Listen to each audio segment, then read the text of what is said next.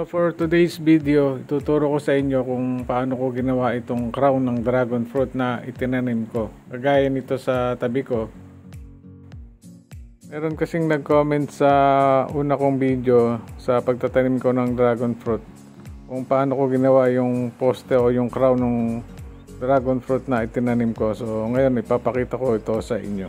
Tara, gawin na natin to. Magkakat lang tayo ng mga 1 meter na tubo, 4 inches diameter. Then sa bandang dulo bubutasin natin ito.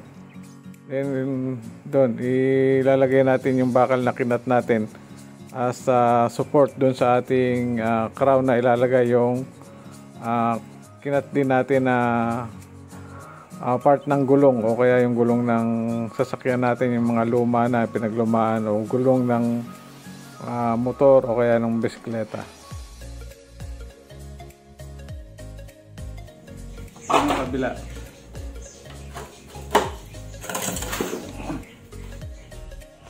Then guys, papasok natin siya dito, no? Ayan. And lalagyan natin siya dito ng alambre. Ilalak natin para hindi lumuwag. Then guys, ilalak natin siya ng alambre. Ayan. Para lagi lang siya nakagitna.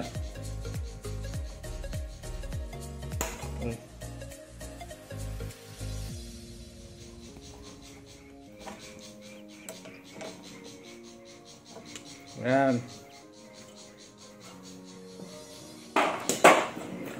And then guys, ilalagay na natin ito yung goma. Ito ay ito, dito ko siya kinuha. Ayan. Dito siya pinaglumaan po na gulong. So kakat mo lang dito sa dulo. Ayan.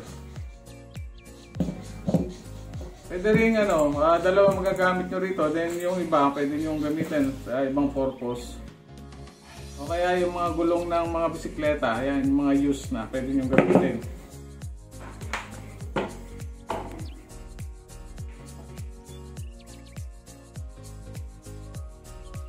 Ayan, gigita lang natin.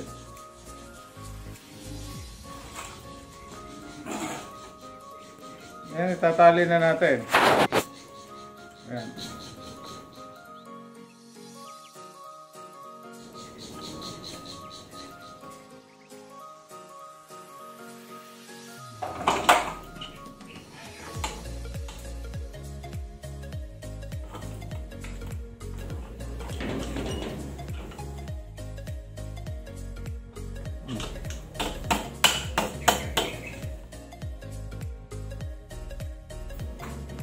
Tatali lang natin siya ng alambre, no?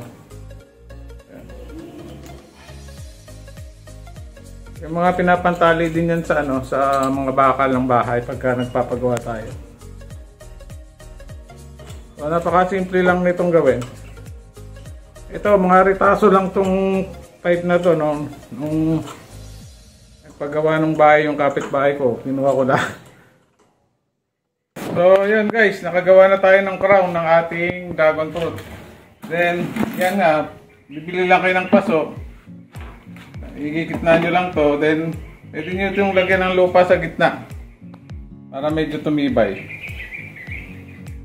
Then yun na, magtatanim na tayo ng dragon fruit na pwedeng pang display sa bahay as ornamental plant. So I hope may bago kayong natutunan sa video na ito, and nagtanim na din tayo ng dragon fruit. Happy farming po and God bless.